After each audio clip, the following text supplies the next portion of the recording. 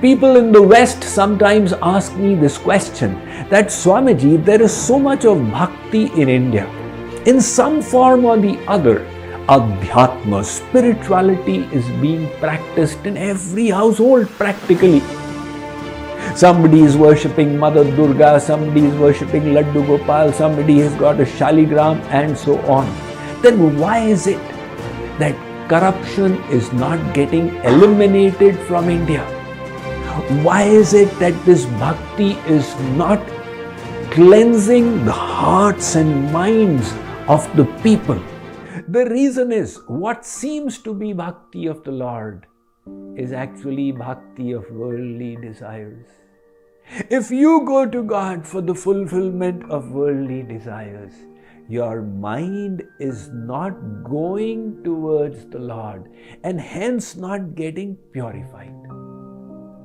There's the story of two neighbors, Ram Dutt and Vishnu Dutt, who developed envious feelings towards each other. A competition began. Ram Dutt went on a cruise to Alaska and posted the pictures on his Facebook profile. Vishnu Dutt went for a trip to Hawaii and posted his pictures. Ram Dutt got a Mercedes, Vishnu Dutt got a Tesla. That competition became so stiff they developed deep bitterness for each other.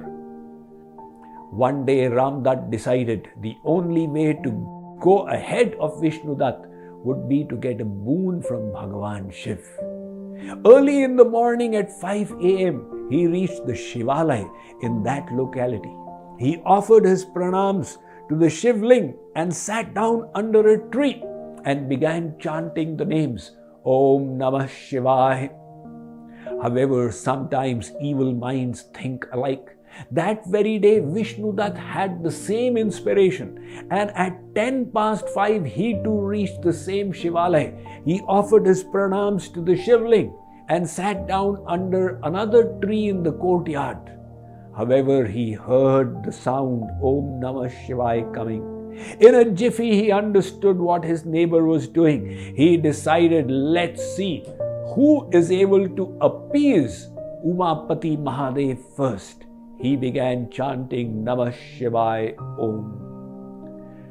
As the time went by around 7 o'clock, darshanarthis started arriving. By 9 o'clock, the darshanarthis in the temple were pouring in, and they all witnessed these two people completely absorbed in chanting the names of Lord Shiv. They thought, two Mahatmas have manifested in our neighborhood. With great reverence, they would go and do pranam. Moved by their apparent devotion, they would offer flowers, and some even placed dakshina there. It was now evening time. Parvati asked Lord Shiv, Maharaj, those two are taking your name incessantly since morning. Please go and give them darshan. Lord Shiv said, Parvati, I will, but they will not benefit. Nevertheless, on her request, he first stood before Ram Dutt and said, Beta, I have come. Ask what you want. Ram Dutt opened his eyes, had darshan of Lord Shiv. He was thrilled and said, Maharaj, I do wish to ask, but I have a question. Before asking, can you please tell me, have you yet given darshan to Vishnu Dutt? Lord Shiv said, not as yet, but I will do so after speaking to you. Ram Dutt was then in a dilemma. He said, oh my God, what should I ask now? If I say, give me a 5-bedroom house, he will say, give me a 10-bedroom house. If I say, give me $1 billion, he will ask for $2 billion. So Ram Dutt had a sudden brainwave. He said, my Lord, upon meeting Vishnu Dutt, whatever you give to him, give me double of that. Shankarji said, Tathastu, Bhole Baba. After that, Lord Shiv went before Vishnu Dutt and said, Beta, I have come. Open your eyes. Vishnu Dutt, he beheld the Lord in front of him, offered Dandavat Pranam. Lord Shiv said, Beta, you have been engaging in the chanting of my name. What do you want?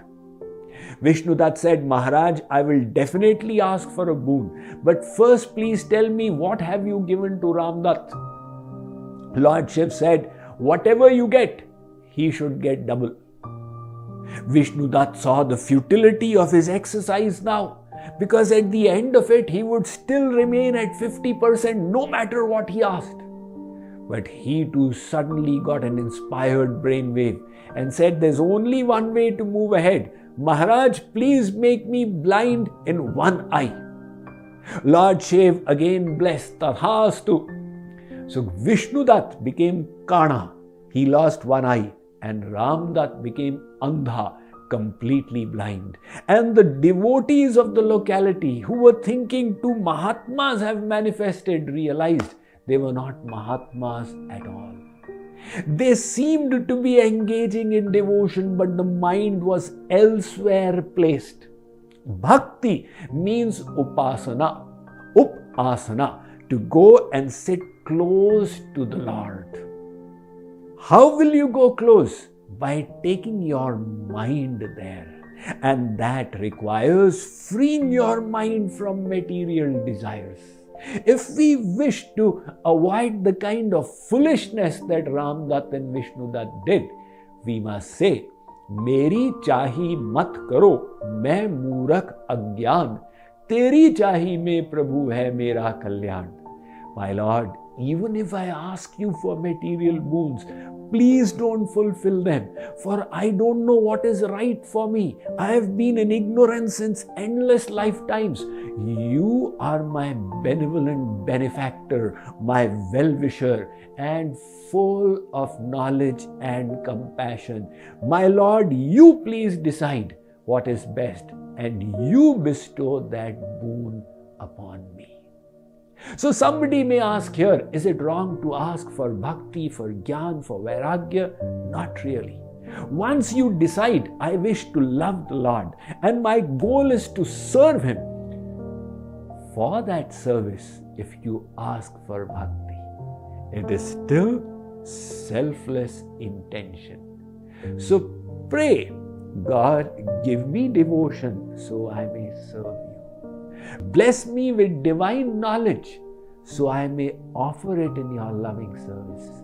Help me get detached so I may do better in my bhakti for your pleasure. In this way, ask for divine gifts with which you may serve your Lord.